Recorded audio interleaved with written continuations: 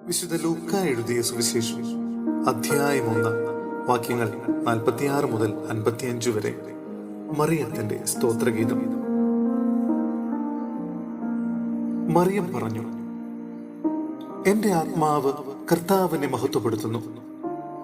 എന്റെ ചിത്തം എന്റെ രക്ഷകനായ ദൈവത്തിൽ ആനന്ദിക്കുന്നു. അവിടുന്ന് തന്റെ ദാസിയുടെ താഴ്മയെ കടാക്ഷിച്ചു. ഇപ്പോൾ മുതൽ സകല തലമുറകളും എന്നെ ഭാഗ്യവതി എന്ന് പ്രകീർത്തിക്കും. ശക്തനായവൻ എനിക്ക് വലിയ കാര്യങ്ങൾ ചെയ്തിരിക്കുന്നു. അവിടുത്തെ നാമം പരിശുദ്ധമാണ്.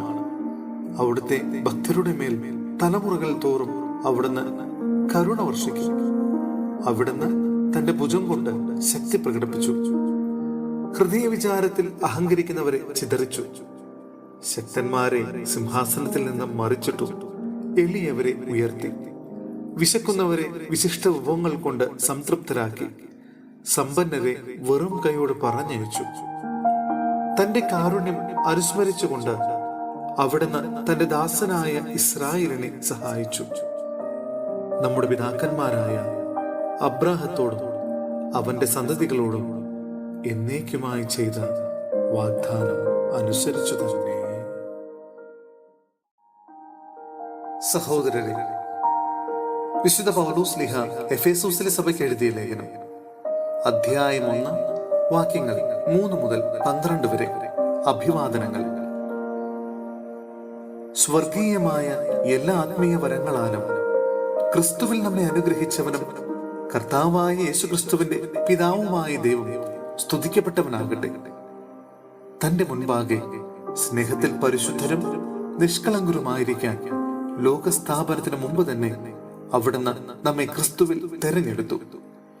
യേശു ക്രിസ്തു വഴി നാം അവിടുത്തെ പുത്രരായി ദത്തെടുക്കപ്പെടണമെന്ന് അവിടുന്ന് തന്റെ ഹിതവും ലക്ഷ്യവും അനുസരിച്ച് മുൻകൂട്ടി തീരുമാനിച്ചു.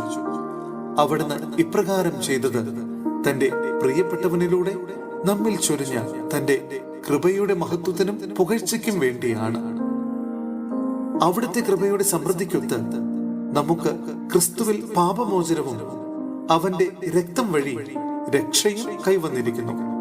ഈ കൃപയാകട്ടെ അവിടുന്ന് തന്റെ ജ്ഞാനത്തിലും വിവേകത്തിലും നമ്മിൽ സമൃദ്ധമായി ചൊരിഞ്ഞിരിക്കുന്നു. ക്രിസ്തുവിൽ വ്യക്തമാക്കിയ തന്റെ അഭിഷ്ടമനുസരിച്ച് അവിടുന്ന് തന്റെ പദ്ധതിയുടെ രഹസ്യം നമുക്ക് മനസ്സിലാക്കി തന്നു. ഇത് കാലത്തിന്റെ പൂർണ്ണതയിൽ സ്വർഗത്തിലും ഭൂമിയിലുമുള്ള എല്ലാറ്റിനെയും ക്രിസ്തുവിൽ ഒന്നിപ്പിക്കുന്നതിന് വേണ്ടിയത്രേ.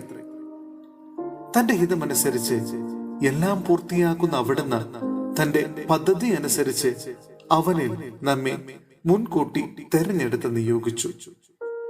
ഇത് ക്രിസ്തുവിൽ ആദ്യമായി പ്രത്യാശയർപ്പിച്ച നാം അവന്റെ മഹത്വത്തിനും സ്തുതിക്കും വേണ്ടി ജീവിക്കുന്നതിനാണ്.